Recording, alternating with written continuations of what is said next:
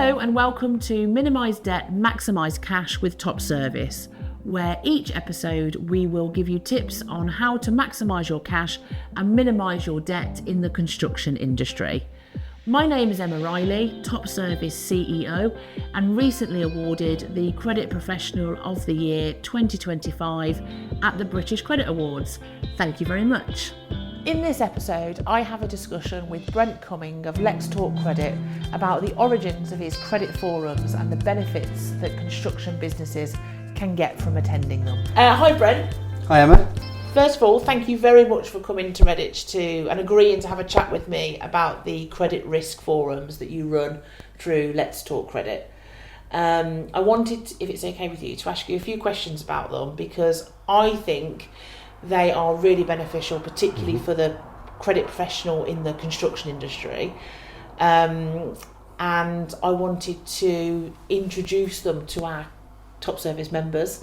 First of all, tell me a bit about the Let's Talk Credit history and how long you've been running the credit risk forums now. Okay, well, very happy to be here, Emma. I've been around for a while.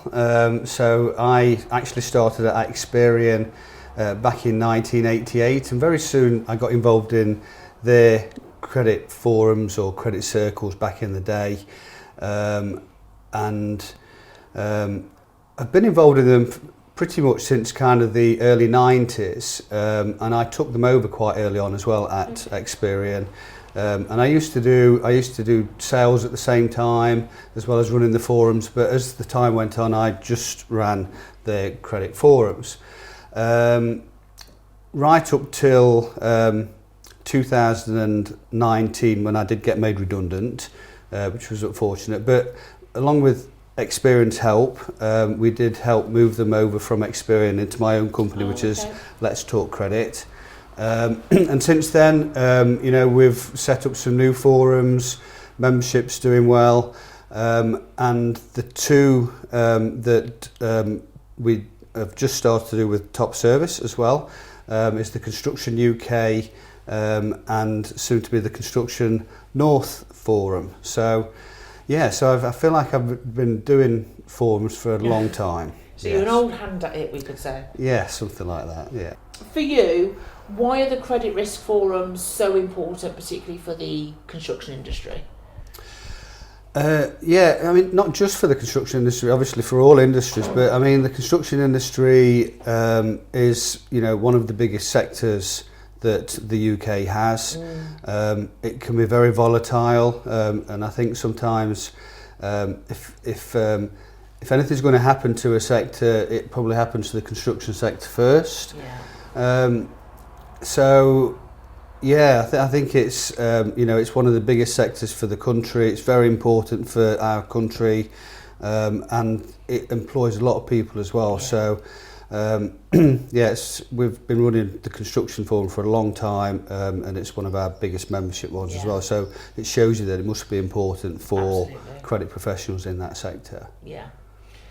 So you've got two construction forums. So tell me a little bit about those. Okay, so historically we have we call it the Construction UK Forum. It's the original forum. It's held 4 times a year, twice in London and twice in the East Midlands, and we alternate the venues for that.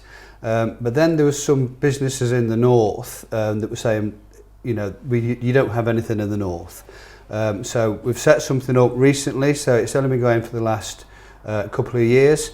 We call it the Construction North Forum, funnily enough, and we alternate that between Leeds and Newcastle. So they're 4 times a year, and they alternate the venues there. So actually, across the year, really accessible for anyone in the UK? Yeah, pretty much. I mean, wherever you are in the UK, there should be a forum that you're going to be able to get to. If there's Newcastle, Leeds, the East Midlands and London, that hopefully pretty much covers it all off. Perfect. And when I've spoken to my network about credit circles or credit risk forums, sometimes I'm met with a little bit of reluctance around, well, but aren't I sat in a room sharing sort of my secrets and the stuff that I don't necessarily, we're not really used to talking about, like being owed money or, seeking information from peers, and perhaps a little bit of uncertainty about sharing information amongst ultimately what can be competitors in some shape or form. What's your sort of response to that sort of feeling that some might have? Yeah, I think there's a misconception maybe from the word credit circle. So back in the day, credit circles would have been held, I hear, in smoky pubs, behind closed doors, and they were not. They kind of ran under their own rules. Yeah. So anything was said, there was no rules involved. I think credit risk forums now, which is what I would prefer to call them, we have a set of rules that's been drawn up, that they have to be authorised by the Competition Commission. There's GDPR and data protection that we have to stick to as well around the forum. So, there's certain things that we can't talk about. So there's, we can't disclose credit limits or payment terms, etc. And I would manage that and make sure that we all stick within those rules. Yeah. The things that we can talk about should be factual and accurate. Yeah. So, if somebody is paying slow, then they're paying slow. Yeah. But also if they're paying to terms, they're paying to terms. So all that kind of information that we would talk about at a forum, it's not always about the negative side, it could be about the positive as well. Yeah. So if you are looking at trading with that company and you just want to see how they're paying everybody else and everyone else has been paid fine, then it gives you a little bit of confidence to extend that trade or trade with them for the first time. Yeah, absolutely. And like you said, and we were chatting just before we started recording, weren't we, that the Credit Risk Forum is much more than just sharing information about who you owe money by and who you're having problems with, and it's now much more about sort of networking with other people in the industry. And I know that you have people come in and do sort of talks on what's going on around the industry and offering support for credit professionals. So it's so much more than just sharing the scary information. I think it's important that people know that we don't just talk about people that aren't paying their bills. I mean, there's a whole other thing that we talk about. Like I say, it's can I increase trade with them? Are they paying well? Who's the right contact? I'm struggling to get a contact. So there's all that information, but also, we'll have guest speakers that will come in. Yeah. We ask the members what you would like to talk about. So it could be the latest updates of ROT. It could be, how do I implement direct debit? I've never done this before. Has anyone done it around the room? Yeah. I mean, there's such a wealth of knowledge around the table for people that have been in the job for a long time. You've got credit controllers that are just starting out. Yeah. So just to sit around a table with that amount of knowledge and just be able to ask a question, there's somebody around the table that's going to know the answer to that. But and it's, some people prefer not to spend money on training courses, etc. Because if budgets are tight, they will pay for the membership to the forum, because potentially there's just so much more. You're getting information about the industry, you've got guest speakers, you've got topics of discussion, benchmarking that we do, improving best process and best practice. Yeah. So, there's a whole information pot there for when you attend a forum. Yeah, and I love that side of it, because I really love it when you've got new people coming into the industry. Yeah. Because you can just learn so much from it.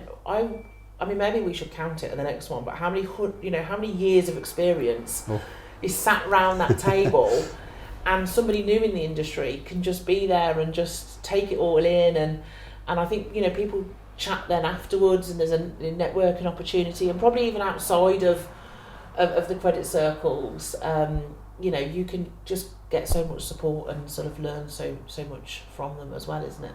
Yeah, and I think that's the thing with credit professionals. I mean, they sat in a room with potentially their competitors, but the sales side doesn't really come into it. It's more about how can we. Every credit professional is all about getting the money in. Yeah. So all I want to do is get the money in. And they want to see other credit professionals do the same. It's like, how can I help you get your money in as well? Yeah. I tried this way and that worked, or that I tried another way and that didn't work at all. So, they're a very close-knit community, and I think I love to see them all sat around the table. Sometimes I don't have to do anything. I'll just sit back and let them just share and information and best practice, and it's just a joy to be part of. I do love the job for that. And that comes across at the circles. I think you do a great job of, I was going to say controlling everybody then, but that's not the word for it, is it? But sometimes you've got times to keep to and stuff, and there's so much preparation in the lead up to them as well, isn't there? As well, I know that a lot goes into that as well. So if we were to share, what would be our top reasons to encourage people to attend a credit risk forum, what would yours be? I think the networking opportunities. I mean, obviously you're going to meet some great people. There's going to be some very knowledgeable people there as well. You're finding out about the industry, and where else can you get a better gathering of those credit professionals. So I know you will find out about who's paying well, who's not paying so well, but the opportunities that you get to network at coffee breaks and lunchtimes, sometimes we're saying order, come on, let's go back, but everybody's just having such a great time just catching up sometimes. I think there's a lot of people working from home, and it's nice to have the opportunity to go out. I know you're going to have to get out of your pyjamas and you have to get dressed and catch a train probably, but it's great to have that opportunity to go out and meet people face to face. Absolutely. And we probably should mention as well that it is hybrid as well. So if you've got credit professionals who perhaps don't have the budget to come out of the office, haven't got the ability to come out of the office, they can join, can't they, remotely as well if needs be. Yeah. Ideally, it obviously works with everybody in the room, and you get all the as you say, networking that goes with it. But there is that option if something comes up and you can't, you've only got an hour, perhaps that. Yeah. We do have the hybrid option because sometimes you just can't get out of the office, or you've got something else going on that day, or you've got budget constraints. You don't get as much benefit, I don't think, but at least it's an option now. We didn't used to have that option before COVID. So if you genuinely can't make it, or you're in a different part of the country, and it's an 8-hour drive, Teams is a great option for that. Yeah. I guess that's one thing we can thank COVID for, because it has, Yeah, maybe. I would echo that, and I think my top reasons for going is, the education, the learning, the experience you can just absorb from that room.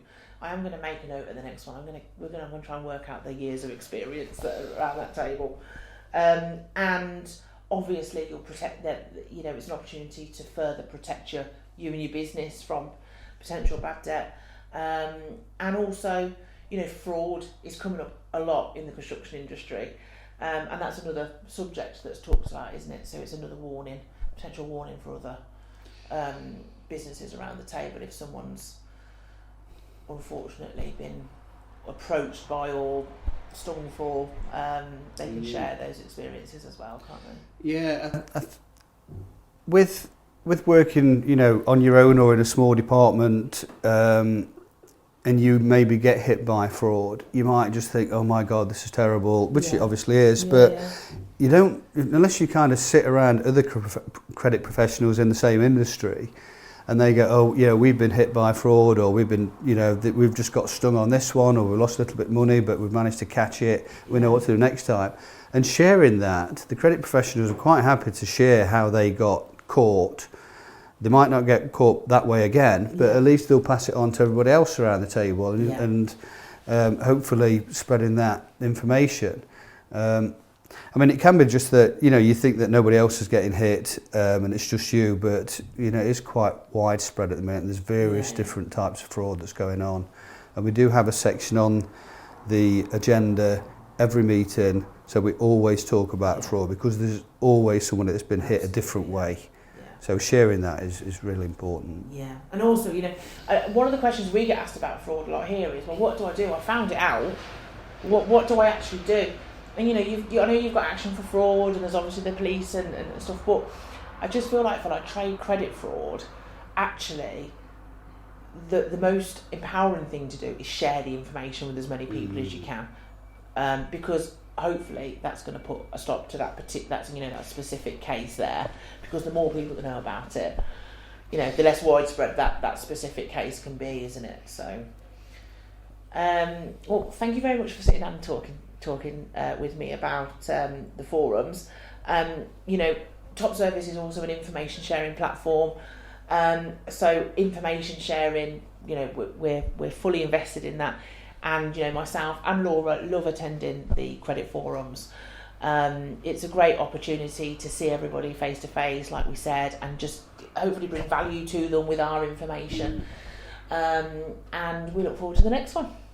Yeah, and I'm really happy that Top Service have got involved in the credit risk forums, and I think they'll definitely add a lot of value. Thank you very much. Okay, thank you. Hello, Emma here again. Thank you for listening. If there are any other questions, please do contact us on LinkedIn. Just search Top Service Limited. And also do check out a video version of this podcast on our YouTube channel. Once again, search for Top Service Limited. If we don't see you online, we will see you in the next episode where we will help you to maximise your cash and minimise your debt. Bye bye from Top Service.